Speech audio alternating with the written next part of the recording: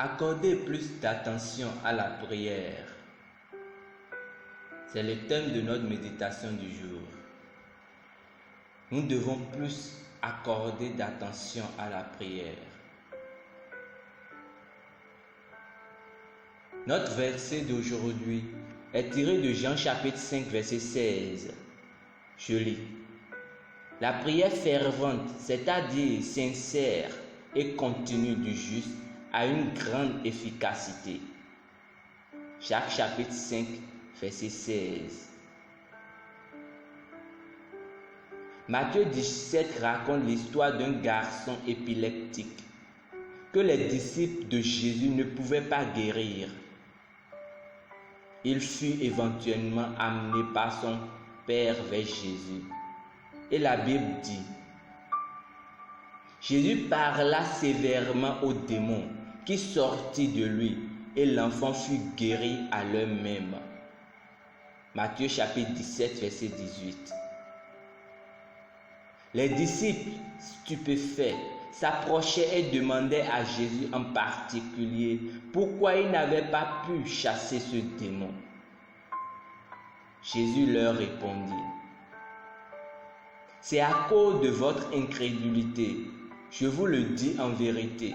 Si vous aviez la foi comme un grain de sénévé, vous diriez à cette montagne, transporte-toi d'ici, là, et elle se transporterait. Rien ne vous serait impossible. Mais cette sorte de démon ne sort que par la prière et par le jeûne. Matthieu chapitre 17, versets 20 à 21.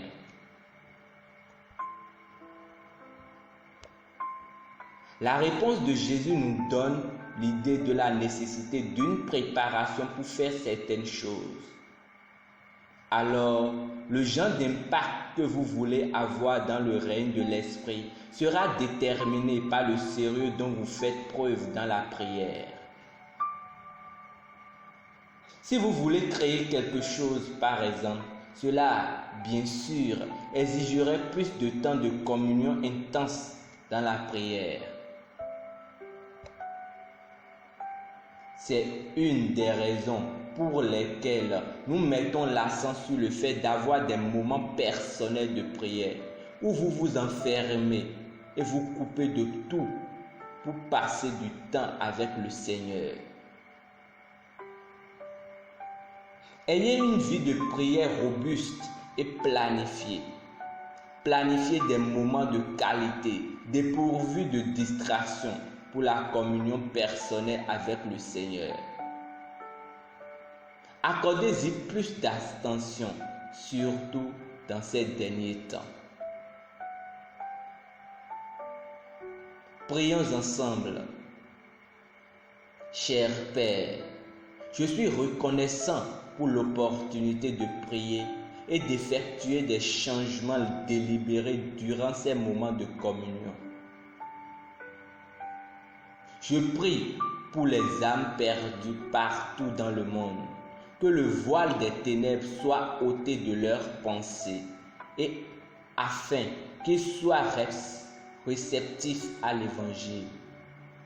Je déclare que les ministères de l'évangile sont aussi fortifiés afin que beaucoup plus de saints se perfectionnent pour cette grande œuvre au nom de Jésus-Christ. Amen. Étude approfondie au dévotionnel. Jérémie chapitre 29 verset 12. Éphésiens chapitre 6 verset 18.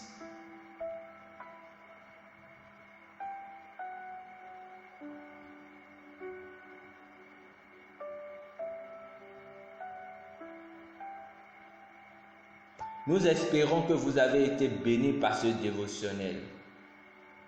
Nous vous invitons donc à faire de Jésus-Christ le Seigneur de votre vie en priant ainsi. Ô Seigneur Dieu, je crois de tout mon cœur en Jésus-Christ, Fils du Dieu vivant. Je crois qu'il est mort pour moi et Dieu l'a ressuscité des morts. Je crois qu'il est vivant aujourd'hui. Je confesse de ma bouche que Jésus-Christ est le Seigneur de ma vie à partir d'aujourd'hui. Par lui et en son nom, j'ai la vie éternelle. Je suis né de nouveau. Merci Seigneur d'avoir sauvé mon âme. Je suis désormais un enfant de Dieu. Alléluia. Félicitations. Vous êtes désormais un enfant de Dieu. Pour recevoir plus d'informations sur comment vous pouvez grandir en tant que chrétien, veuillez nous contacter à l'une des adresses ci-dessous dans la barre de description. Et pour vous qui aimeriez demeurer dans la parole de Dieu, nous avons préparé un planning pour la lecture de la Bible que vous pouvez aussi découvrir dans la barre de description.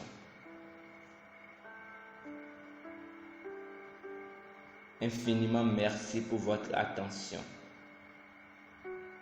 D'ici là, que Dieu vous bénisse. Amen.